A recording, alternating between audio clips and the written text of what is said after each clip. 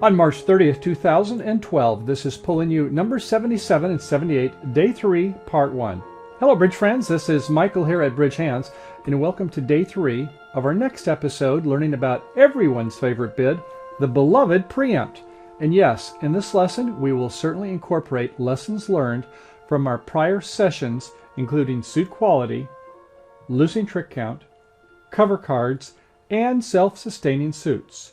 Of course, preemptive bidding has lots of details, so for better or worse, here at Bridge Hands, you can count on us to start off with basics and drill down with all the nitty-gritty details to help you bid effectively and consistently. Now, in part 1 of our preemptive bidding journey, we will start off with an overview of suit quality and self-sustaining suits relating to our beloved losing trick count with several Bridge Hands here at Bridge Hands. On part 2, we will delve deeper into partnership bidding styles, weak suits that may or may not be self-sustaining, environmental factors that influence our bidding style, as well as bid and play more Bridge Hands to reinforce our lessons learned. Then in part 3, we'll dig deep into effective bidding skills in the face of preempts, both by you, your partner, as well as those insidious opponents. While we normally do not get into bridge conventions, for those who preempt aggressively, we will discuss several methods, including low-level slam asking bids. And for those frisky bidders out there in bridge land, in episode number 4, we've expanded the lesson to show what professionals do with trouble hands. You know, those hands where you are tempted to preempt with spread honors and shapely hands, maybe even with a 5-card suit. Whether or not you're an aggressive bidder, we'll risk opening Pandora's box, noting examples where the pros are comfortable making light preemptive bids with lots of examples. Now, even if aggressive bidding isn't your style, it's illuminating to consider how hand shape, intermediate body cards, and the rank of a long suit can make a significant difference in various situations. So, what's not to love about making an obstructive bid with a long suit and less than an opening hand, right? Well, like everything in our bridge bidding arsenal, there is a time and a place for every bid under heaven. Now, unfortunately, without partnership agreements and following a disciplined approach, you and your partner's care and feeding of preemptive bids may or may not work in your favor. So are you ready? Okay, let's jump right in. Well, aside from our classic high card point and distribution point formulas, on our recent lesson, we've started our quest to incorporate self-sustaining suit valuation to improve our bidding. In Pulling You number 76, we learned the ins and outs of help suit game tries and counter suit game tries. In a moment, we will highlight how losing trick count and cover card theory helped us to accurately bid games. Of course, our current lesson focuses on preempts. And in future lessons, we will discuss reverses, strong opening bids, Q bids, strong jump shifts, as well as more on Type 2 doubles. As we've discussed in our recent lessons, losing trick count and cover cards can greatly help accurate partnership bidding. Well, first off, we need to have an 8+ card trump fit, or a self-sustaining suit. Then, aces, kings, and queens in supported suits are our friends and are not considered losers in 3+ or longer card suits. Generally, the 4th card and beyond in a suit are not losers either, provided we have entries into that hand, and that would likely be the dummy. So, losing trick count minus cover cards equals losers, as 6 losing trick count minus 3 cover cards. That's 3 losers, and 3 losers equates to a major suit game. We also get extra trump-like 5-4 suits, working queens and jacks to count for extra length and extra shape, especially when we have short suits such as singletons or voids. In Pulling You number 76, we learned how opener can explore game when partner makes a sign-off bid in their major suit. So, after 1 heart, 2 hearts, when opener has 6 losing trick count but needs help in clubs with 2.5 cover cards, responder will be happy to bid game. In the countersuit bidding scenario, we start off the same, but in this situation, when the responder can't help in opener's rebid suit, but has extras and help elsewhere, then responder can make a countersuit in that suit. Let's briefly look at a few hands. Well, okay, let's take a look at a couple bridge hands here. So, for the hand on the left, the opener begins by bidding 1 heart, and the responder will sign off bidding 2 hearts. With a partnership fit and 6 losers, 1 in spades, 1 in hearts, 1 in diamonds, and 3 clubs, then the opener would rebid, in this case, 3 clubs with 3 losers in that suit, asking for help in that suit respectively.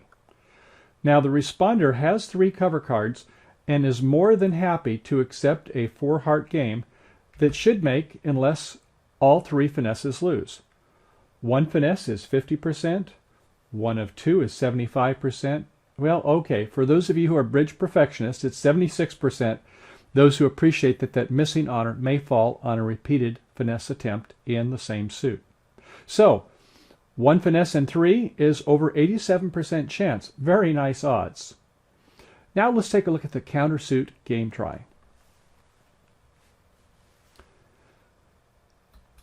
In this case, once again, the opener on the left begins in 1 heart. And again, responder signs off in 2 hearts, promising a 3-card fit. The opener does have lousy clubs, making a 3-club game try once again.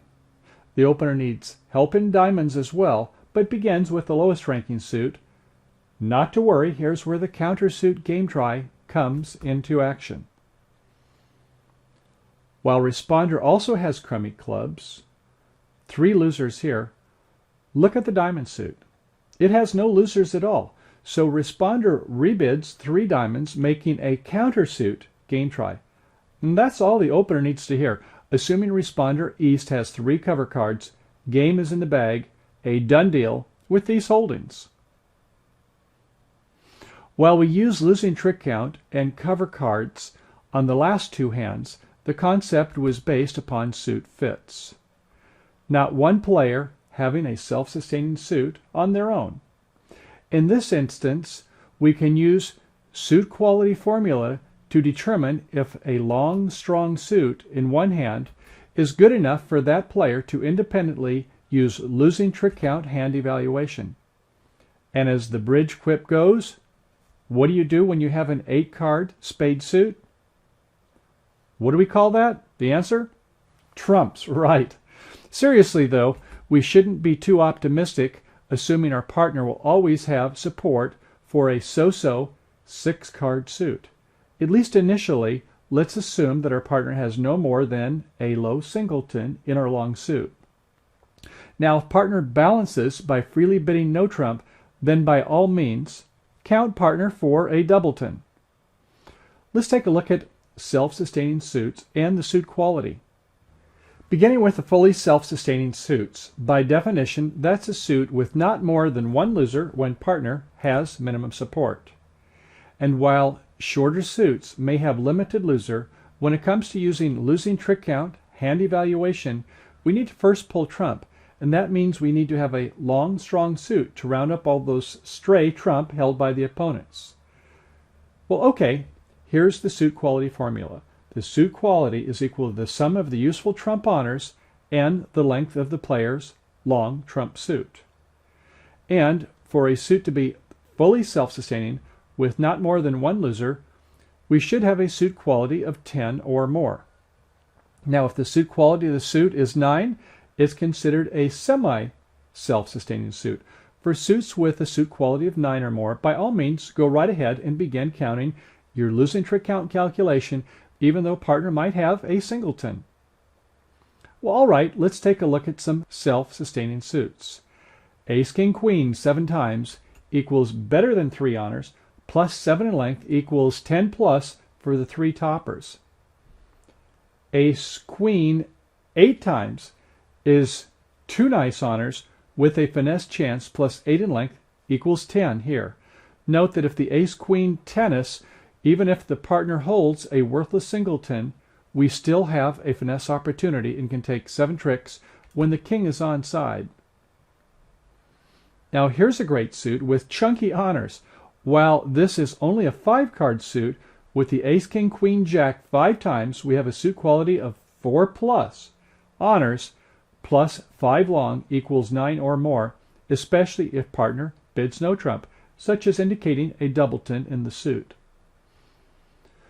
With king, queen, jack 6 times, we count a suit quality as 4 honors plus 6 long equals our magical number of 10.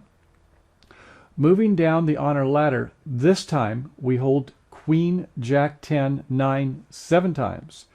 So our suit quality is 3 honors plus 7 long may equal 10, but missing the ace and king, we should probably downgrade unless you have reason to believe your partner holds an honor in the suit. Regardless, though, with a suit quality of 9 or 10, with the nice 9 spot that we have working in this hand, by all means, go ahead and count your losing trick count. Well, when missing 3 top honors, this is not the time to consider a self-sustaining suit. So forget counting losing trick count here.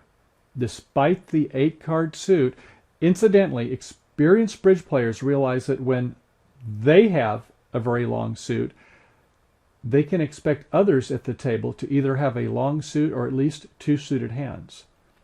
Ditto with short suits. When you have a void or a singleton and see one more in the dummy, don't be too surprised when one or both of the remaining players hold similar hand patterns. Okay, now we'll take a look at some semi-self-sustaining hands, those with a suit quality of 9 that may lose 2 tricks.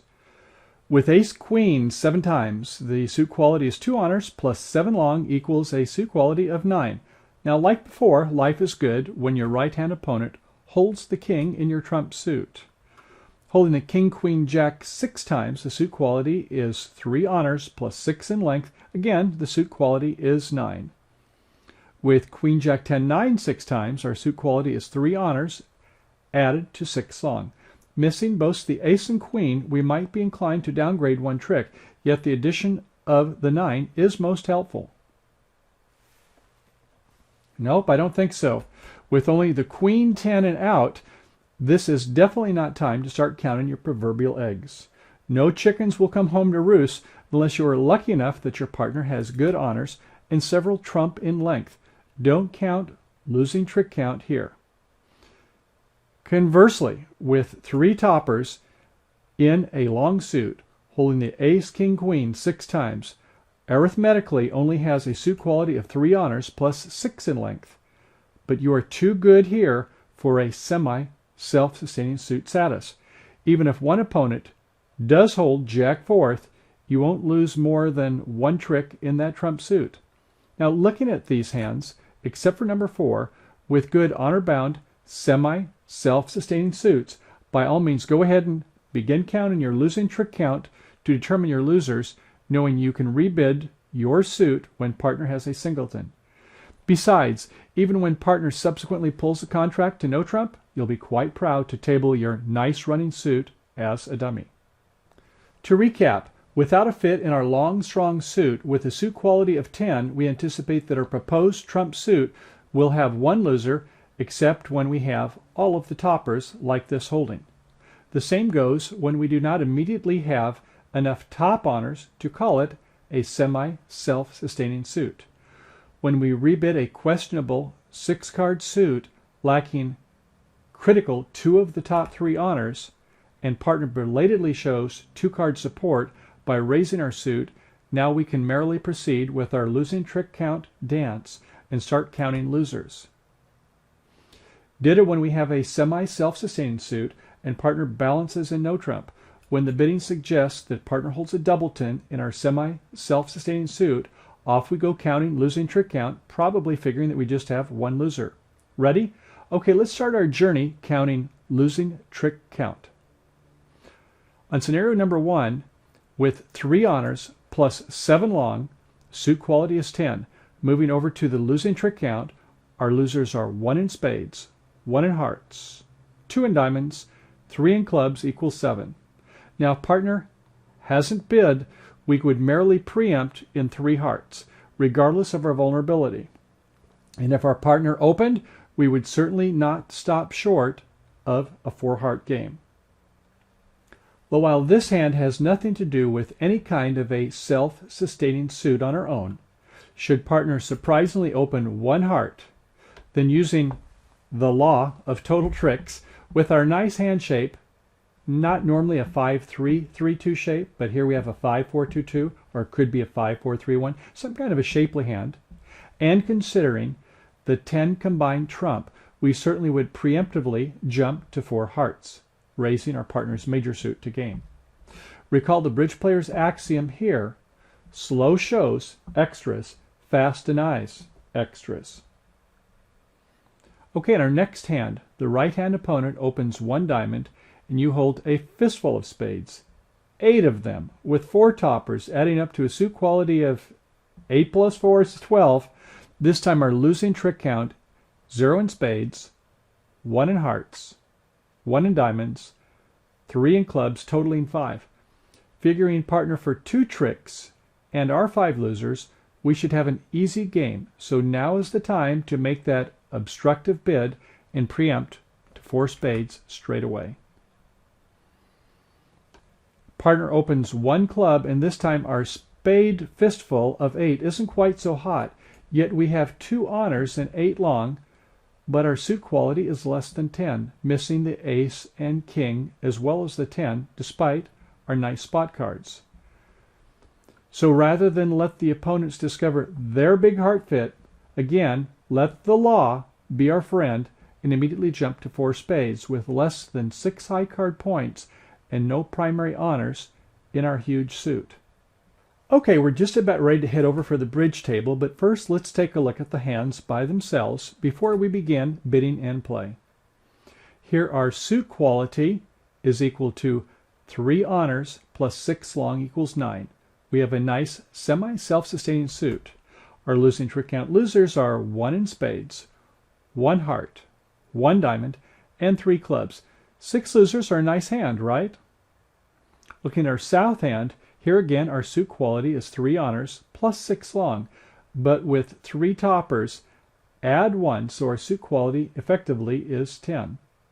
Moving over to our losing trick count, we count 3 spades, another 3 hearts, no diamonds, and 1 club.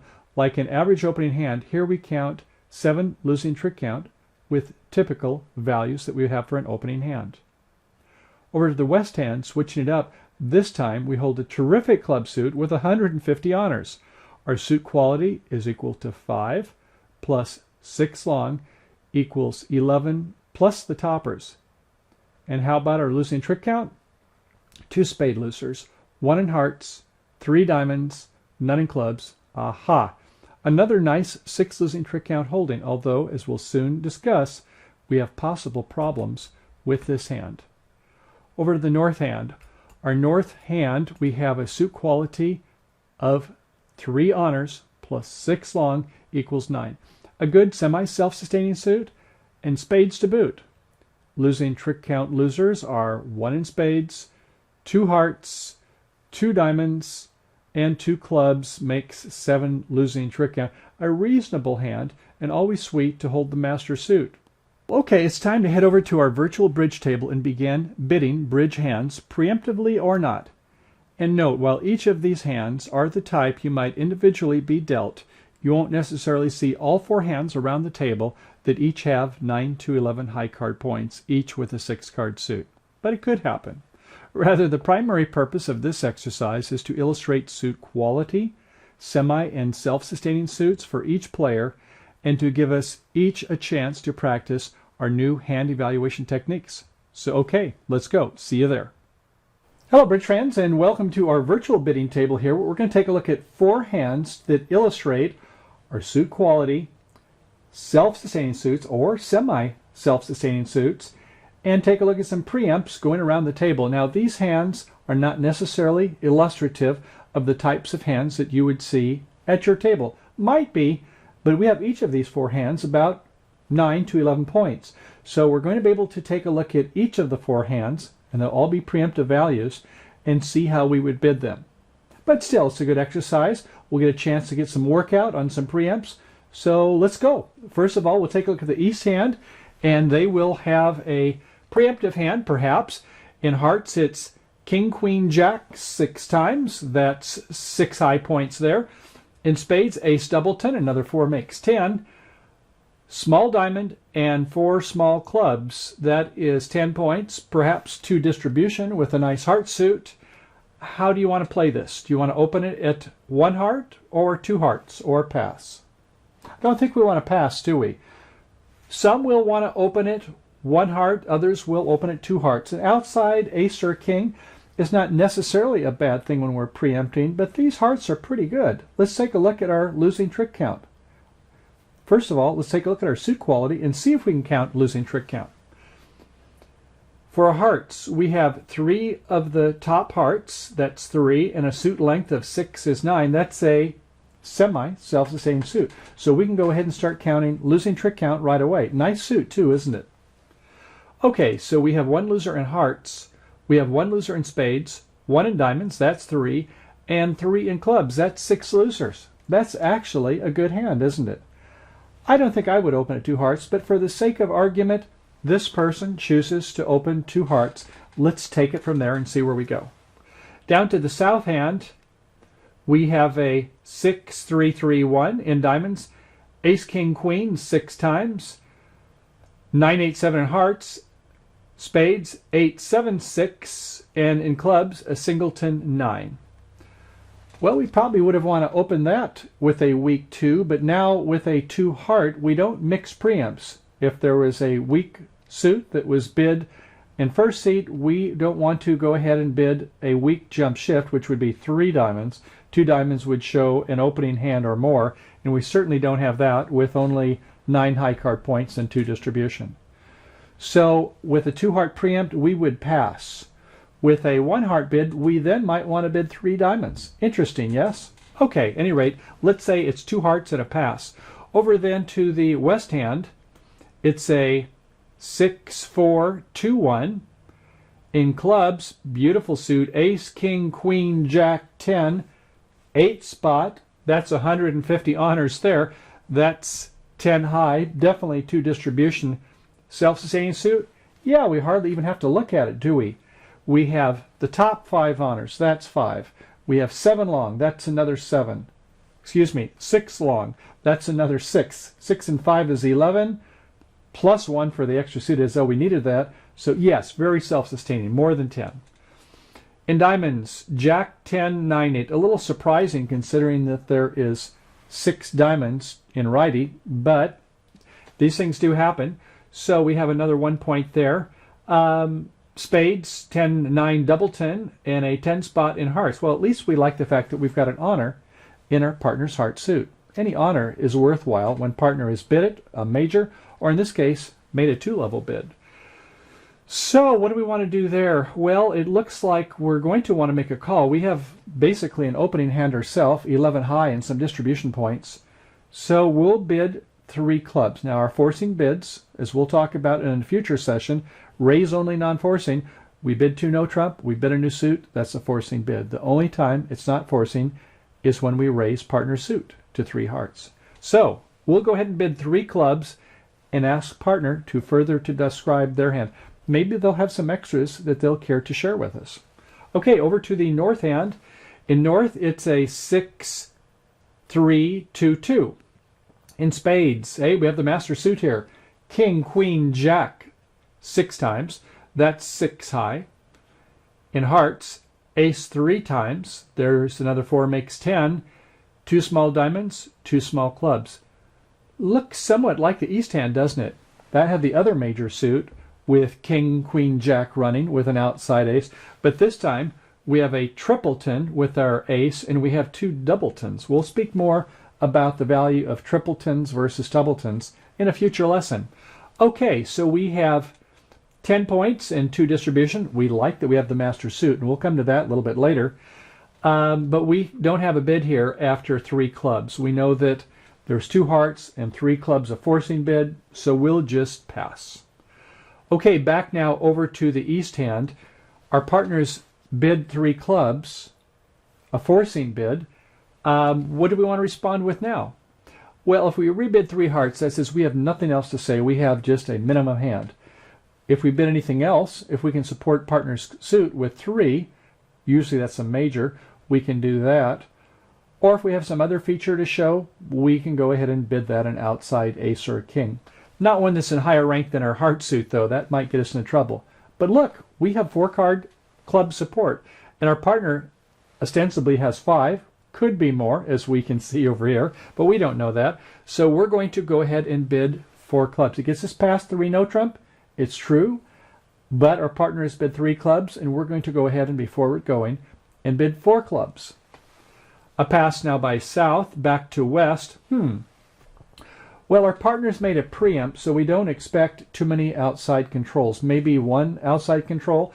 So our losers, if we were going to be in 5 clubs, we've got 3 losers in diamonds, 2 losers in spades, 1 loser in heart. If they can cover heart and 1 other, we're still going to have 3 losers. We wouldn't want to be 5 clubs. But perhaps we have another bid. Anything else you can see there? Well, how about if we bid 4 hearts? Yes, we only have singleton. 6-1 fits do not make the world come to an end. Sometimes we can make game in a 6-1, and we always like it when we have what? Right, an honor. And we do have an honor. Yes, it's a 10, but it is an honor. In any honor, when our partner has a 6-card suit, is helpful. So our partner has shown club support. That's good news. Maybe too good, because if they lead clubs, there could be a roughing situation, but we'll get to that a little bit later. So we'll go ahead after 4 clubs by our partner. We'll bid 4 hearts and hope for the best. It's either that or pass. Okay, so it's 4 hearts.